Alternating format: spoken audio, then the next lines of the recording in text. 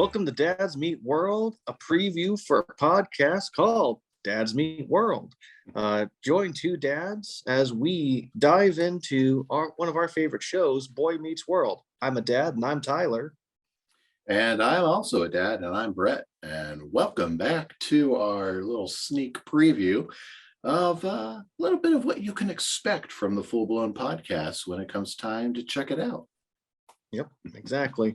Hopefully the next time we're able to record, I'll have a little bit better equipment behind me. Currently, I still have puzzles holding up my phone, and I don't have a true microphone yet. So hopefully we'll be able to get all this stuff figured out soon.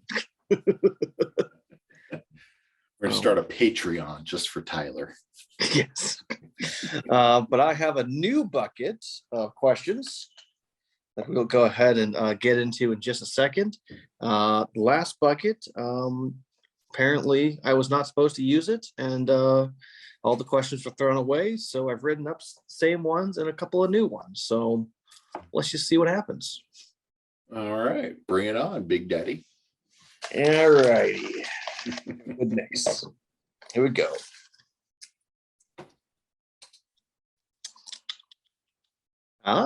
Okay. We're getting the world of Girl Meets World with this question. Girl Meets World. So, favorite Girl Meets World character?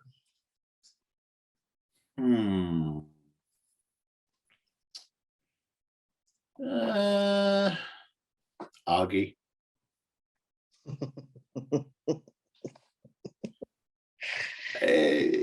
He's the little weird guy that just has that unique perspective, you know.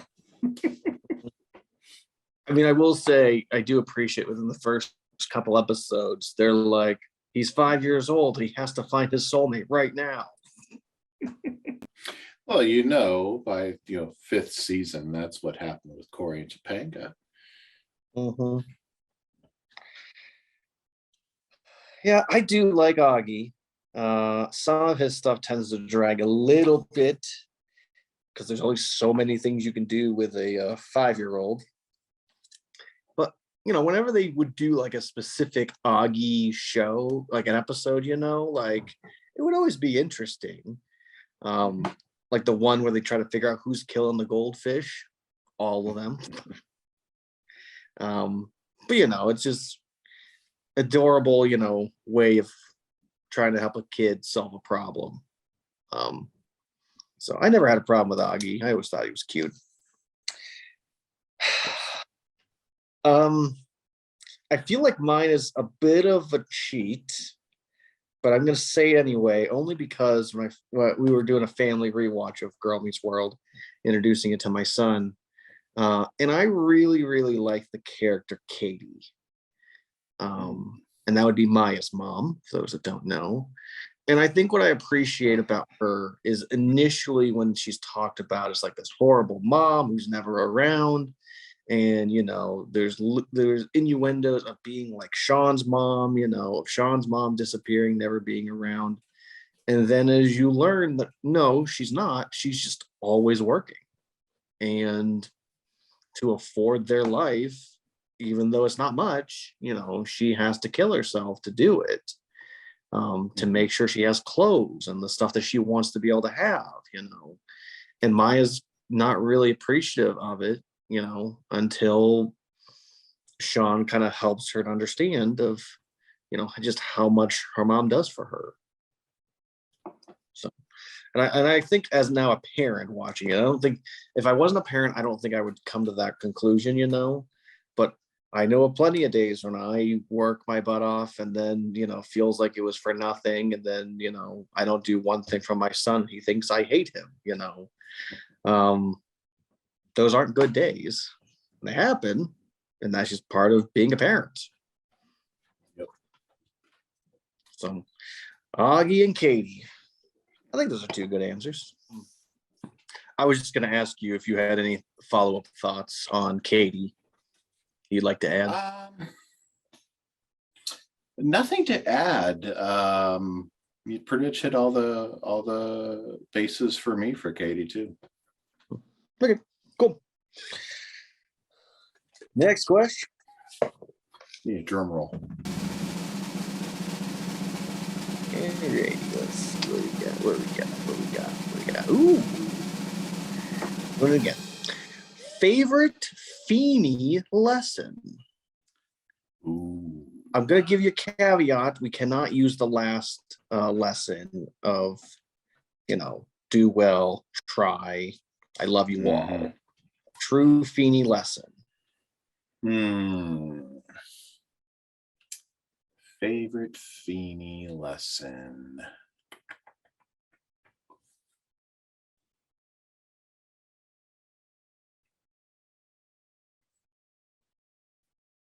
This one's hard.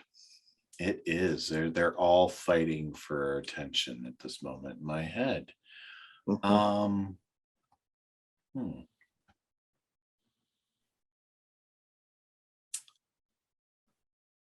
I think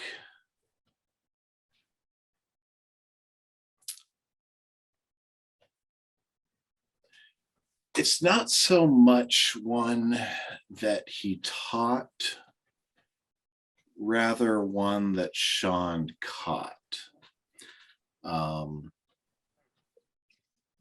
He always saw so much potential in Sean, and he always knew there was so much more to Sean. And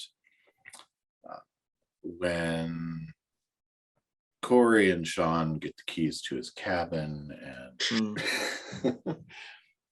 but they're up in the cabin, and Sean has lost Feeny's watch, and he actually goes and dives into the septic to find it, and just to show Mr. Feeny that he has seen that it is it's of great value to him, and that he recognizes that that's something that he cherishes, even if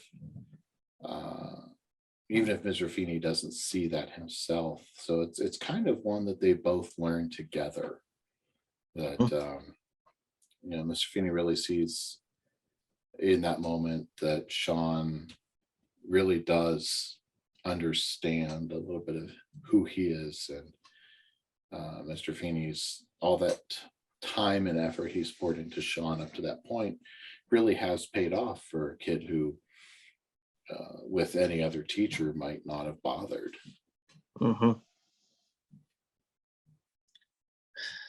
I do enjoy that episode. So what's your favorite Feeny lesson?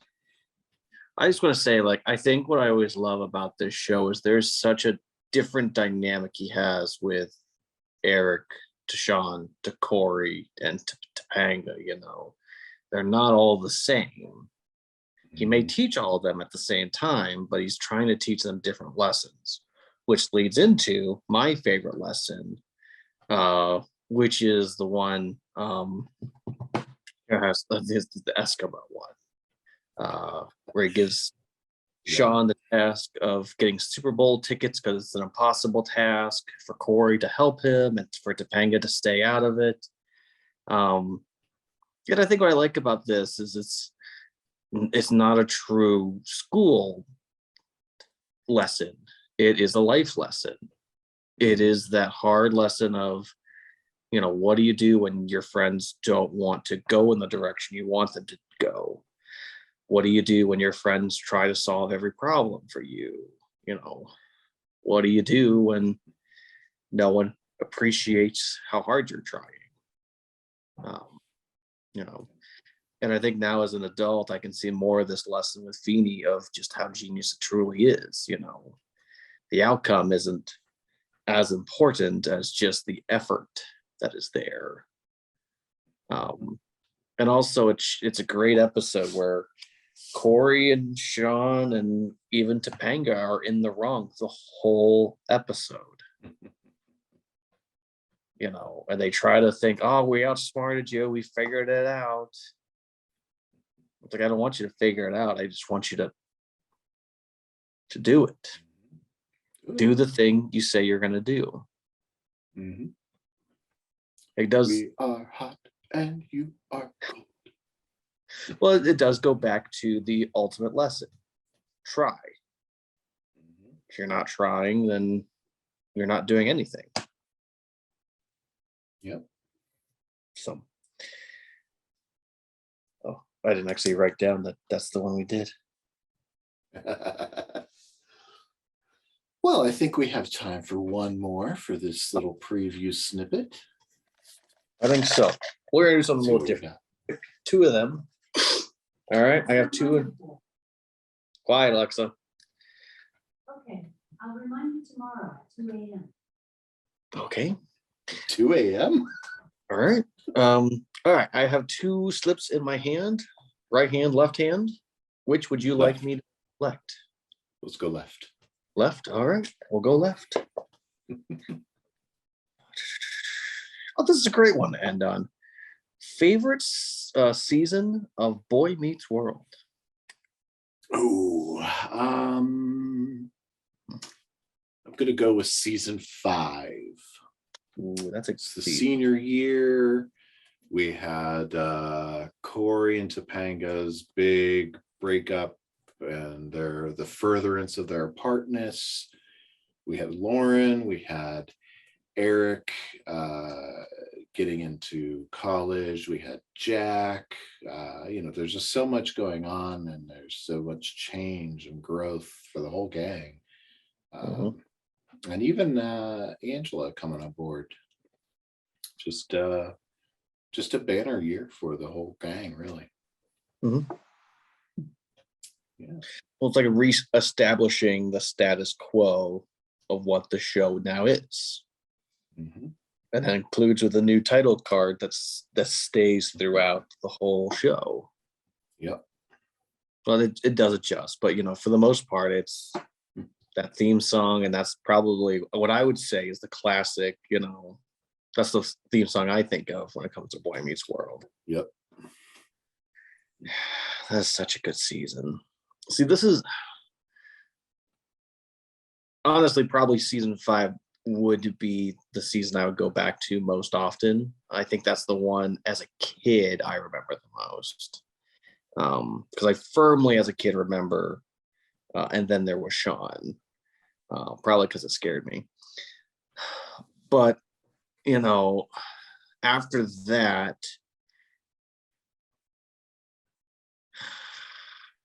I'm going to say it's between 3 and 7, and I'll probably have to go with 3. I love season 7. Season 7 is the season I'm going to watch the most, to be honest, at this point. As an adult, this is the one I go to most often. But season 3 is just such an amazing season. Corey and Sean truly are high schoolers now. They start to develop their own style of what they want to do, who they want to be.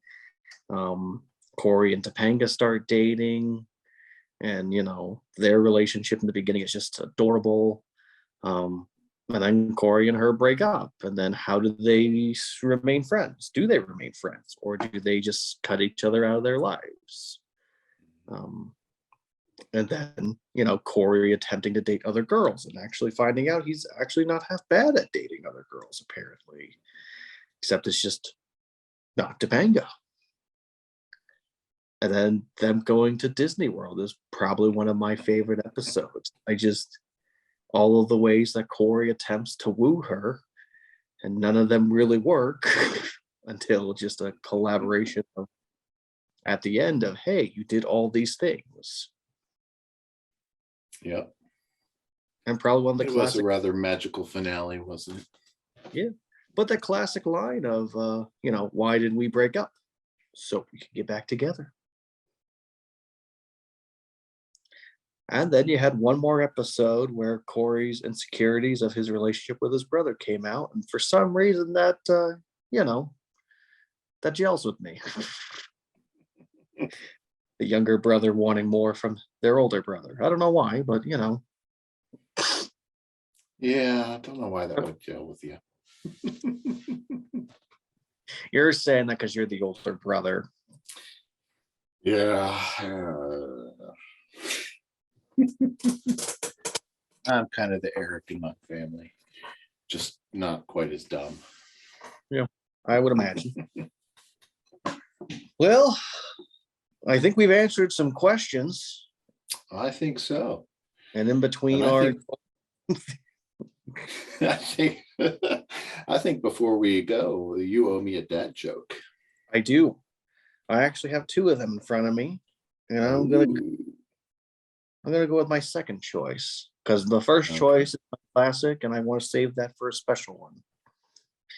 But I got to be honest with you, Brett. I have a fear, and that fear is calendars. The days are numbered.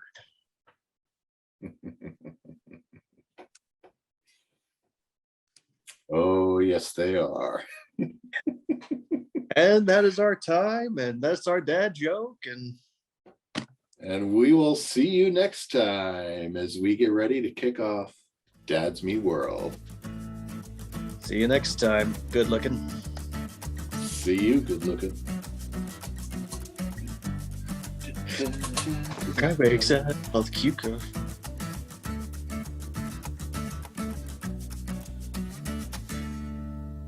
Good looking.